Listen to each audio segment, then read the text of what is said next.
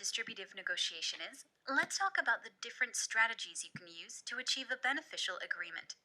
We've already discussed BATNAs, reservation points, and targets, and now it's time to revisit them in light of the new knowledge we've accumulated. When you're entering negotiations thinking it's a win-lose situation, you must do everything in your power to maximize your chances to be the winning side. The pie is on the table, and you want the bigger slice. One of the easiest ways to tip the scales in your favor is to revisit your BATNA, reassess, and improve it. Remember, the BATNA is the objective reality, and your bargaining partner may have managed to estimate what it looks like for you.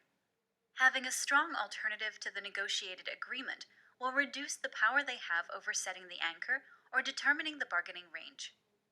While you're thinking about your BATNA, revisit your reservation point. Do not uncover it during the negotiations.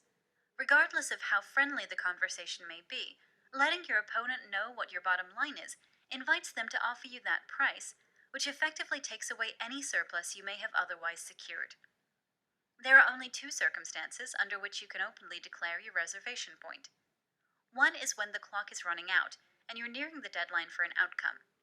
In this situation, walking out with a deal, even at your reservation point, is still better than resorting to your BATNA. And the other is if you have an amazing BATNA and can afford to be aggressive, and you would be happy either if the other side walked or if they offered you something exceeding your reservation point. Okay, now a word of caution. When you choose to reveal either your bottom line or your BATNA, keep in mind this needs to be truthful information and not a lie. Lies are A, unethical, and B, very good at catching up with you, especially in the digital age where your presence is constantly updated and reviewed. Strategy tip number 4 has to do with your opponent's BATNA, and we cannot stress this enough. Try and learn it. This will minimize their leverage and increase yours. How about that? When you're in a win-lose situation, one of the most advantageous things you can do to secure a good chunk of the pie is to make the first offer, but only if you're prepared.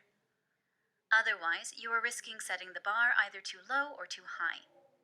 In the first scenario, you may fall victim to the winner's curse. In the second, you may alienate and make the other party hostile. If you manage to make the first offer, it will serve as an anchor point, ensuring you come out of the negotiations with the better deal. Of course, getting this much in return doesn't come cheap.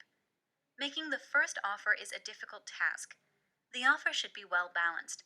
It should not insult your bargaining partner or reveal the bargaining space too much. That said, don't ever make an offer structured as a range. One of the main things you're trying to achieve with the first offer is to land it in the bargaining zone. If you succeed, it will act as a guiding star for your opponent, and they will issue a counteroffer with your first offer in mind. You would be orchestrating the negotiations. However, it is important to remember to be patient. Sometimes, the counteroffer will not come as quickly as you expect. Do not change your initial offer with a concession right away. This will signal weakness and will effectively downplay your opening demand. If you're not ready to make the first offer, and instead your bargaining partner opens first, you must counteroffer immediately. This accomplishes two things. It reduces the importance of the initial anchor and makes it known you are open to bargain. Now, when you're making your counteroffer, it's important to use an opening you have planned beforehand, which is not driven by the offer you've just received. The reason why is simple. The goal is to move the focal point of the negotiation away from what was just set as an anchor.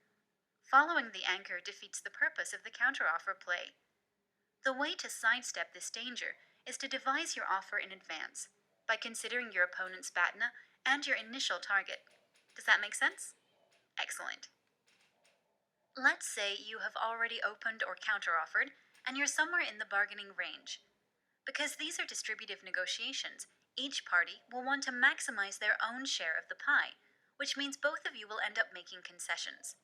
These must also be prepared in advance. Any reductions you make must be followed by concessions on the other end as well. The negotiation game is best played in a back and forth manner. Cool. Now, there are several things to know about concessions. Making increasingly larger concessions than your bargaining partner is ill-advised. You'll end up losing more than you will gain. The best approach to conceding is called the grid model, or gradual reduction in tension. According to its framework, the optimal strategy is to begin negotiating with a hard stance, then make several small concessions, and finish up with some larger ones. Finally, be careful not to be tricked by the even split ploy. If the other party suggests an even split, they will likely get more out of the deal than you. How? Well, as no two parties are perfectly matched for resources, concessions have different reference points depending on who's making them.